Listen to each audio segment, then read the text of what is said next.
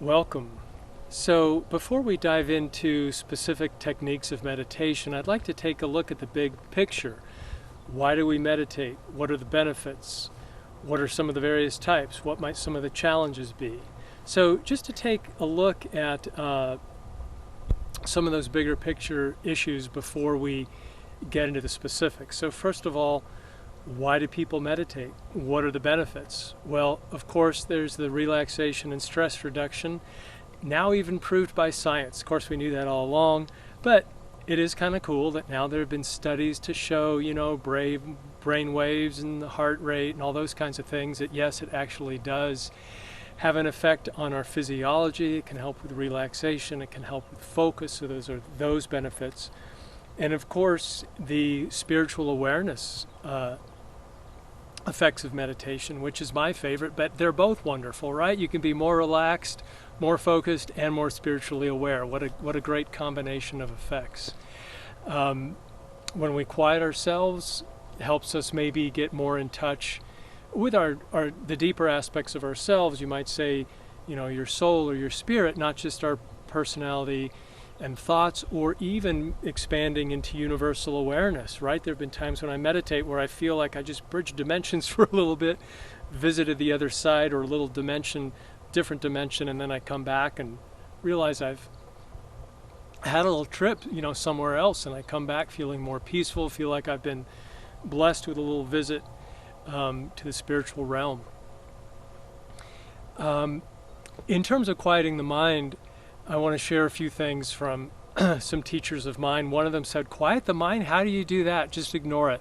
And I thought that was wonderful because it took some of the pressure off, and it's also recognizing the fact that that's what the mind does. It jibber jabbers, it compares, it judges, which can be very useful for things like driving or doing math. We need to be able to compare and contrast. But when we meditate, we're trying to put that aside. But I like that idea, you don't quiet the mind, you just ignore it, meaning we don't want to feel like we're fighting the mind or trying to make it quiet. We're just not focusing on it as much. We're focusing on the meditation. A definition of meditation that I really like is focusing on one thing at a time to the exclusion of anything else. So just focusing on that one thing. Another teacher of mine said that the mind is like a child. If it's rambunctious and running around, you don't hit it. You give it a toy. You give it something to distract it. And I thought that was really beautiful. Reminds us to be gentle with ourselves too.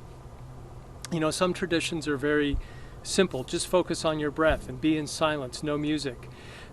Sometimes I like a little something more to keep my mind occupied. If I have music on in the background, then it gives my mind a little something to focus on so that it keeps it occupied. So it's easier for me to focus on my meditation and not be as overwhelmed with my random thoughts. Or if just focusing on your breath isn't doing it for you, there can also be a visualization. There are many types of meditation. There's also using a chant, a mantra, silently or out loud. There's using beads in your hand, a tactile form of meditation. Tai Chi can be seen as a movement meditation.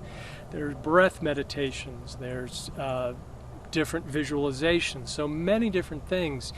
And we're all different, right? We do well with this type of exercise or that type of food. So I feel like meditation is a little bit of trial and error, not saying, well, it has to be this or it has to be that. So I would encourage you to try different approaches and to see what works for you.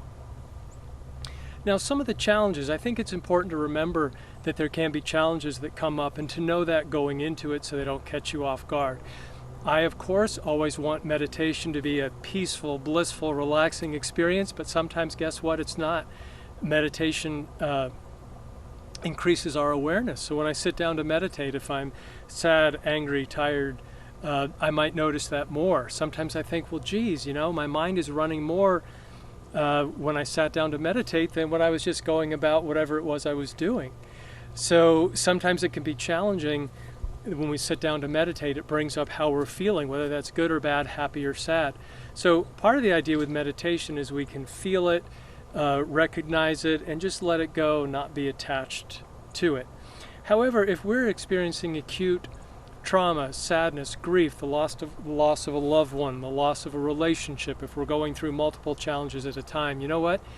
We might just need distraction, a healthy distraction, not a destructive distraction. Maybe we need a funny movie or a good meal or to sleep late. Or if we're really having a challenge, maybe we need to talk to a friend or get some professional help. So please be gentle with yourself, and I see meditation as a tool to benefit us, not another thing to add to our to-do list that stresses us out. Of course, with anything, just like exercise, we get benefit from some discipline to it, some repeat of the practice, but I suggest that you not make meditation another thing to beat yourself up about or to get stressed out about. Try different things. See how and when you like to meditate, where you like to meditate. Of course, if we keep flipping around with too many different things, we might not get the benefit. It's good to try something, but allow yourself to just experiment and allow yourself to honor your own experience and see what works for you. Thank you very much. Namaste.